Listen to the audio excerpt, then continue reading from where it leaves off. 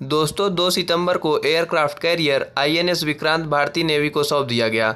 लेकिन एक सवाल है जो भारत की वर्तमान परिस्थिति को देखकर पहले से ही उठ रहा है और आज की ये वीडियो भी इसी सवाल पर है कि क्या 2 एयरक्राफ्ट कैरियर भारतीय नौसेना के लिए काफ़ी है या फिर भारतीय नौसेना को तीसरे एयरक्राफ्ट कैरियर की भी ज़रूरत है। तो चलिए देखते हैं। दोस्तों लगभग 23,000 करोड़ रुपए की लागत से बने करीब 45,000 टन के स्वदेशी एयरक्राफ्ट कैरियर आईएनएस विक्रांत से समंदर में भारत की ताकत में काफ़ी इजाफा होने वाला है।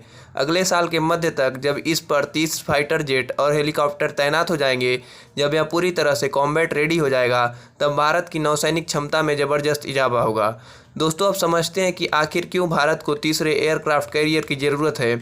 दोस्तों भारत के पास अभी 2 एयरक्राफ्ट कैरियर है, लेकिन अभी आईएनएस विक्रांत ऑपरेशनल नहीं हुआ है और देश पिछले करीब 2 साल से बिना किसी एयरक्राफ्ट कैरियर के था। विक्रांत से पहले आईएनएस विक्रमादित्य भारत के पास था, लेकिन वह मेंटेनेंस की वजह से ऑपरेशनल नहीं था। आईएनएस विक्रमादित्य मूल रूप से एक रूसी एयरक्राफ्ट कैरियर था। भारत ने 44,500 टन के एडमिरल गोर्स्को को 2013 में रूस से $2.33 अरब में खरीदा था। भारत को कम से कम 3 एयरक्राफ्ट कैरियर की ज़रूरत इसलिए है क्योंकि इसकी वजह से किसी भी वक्त देश के पास कम से कम 2 एयरक्राफ्ट कैरियर ऑपरेशनल रह सकते हैं। क्योंकि एयरक्राफ्ट कैरियर को फिक्स टाइम गैप पर रीफिट और मेंटेनेंस की ज़रूरत पड़ती है। जब कोई एयरक्राफ्ट कैरियर मेंटेनेंस में हो तब 2 ऑपरेशनल कंडीशन में रहनी चाहिए, जिसमें से एक अरब सागर में तो दूसरा बंगाल की खाड़ी में डिप्लॉय किया जा सके। दोस्तों तीसरे एयरक्राफ्ट कैरियर के पीछे चीन को एक बड़ा रीजन माना जा रहा है। हिंद महासागर क्षेत्र में चीन लगातार खतरा बढ़ा रहा है। वह पाकिस्तान के साथ मिलकर समंदर में भारत की घेराबंदी में लगा है। 355 युद्धक जहाज़ों और सबमरीन के साथ चीन के पास दुनिया की सबसे बड़ी नेवी है। हिंद महासागर क्षेत्र में किसी भी समय चीन के 7 से 8 जहाज़ तैनात रहते हैं।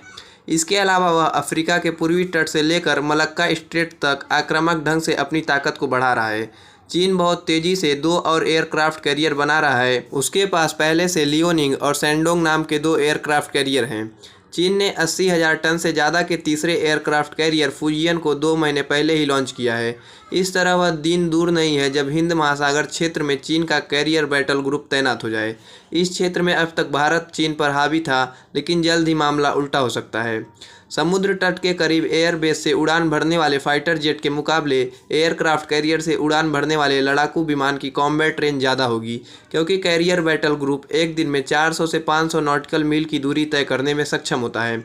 इसी वजह से एयरक्राफ्ट कैरियर समंदर में चलता फिरता एयरबेस माना जाता है। एयरक्राफ्ट कैरियर कभी अकेले काम नहीं करता। Destroyer, submarine, frigate, tanker ship भी उसके साथ साथ चलते हैं। इस पूरे समूह को ही कैरियर बैटल ग्रुप कहा जाता है। तो दोस्तों ये रही हमारी आज की वीडियो, जिसमें हमने देखा और समझने का प्रयास किया कि भारत को तीसरे एयरक्राफ्ट कैरियर की ज़रूरत क्यों है। आशा है आपको समझ में आया होगा और वीडियो पसंद आई हो तो चैनल को सब्सक्राइब करें, क्योंकि मैं डिफेंस से जुड़ी ऐसी ही वीडियो आपके लिए लाता रहता हूँ। जय हिंद।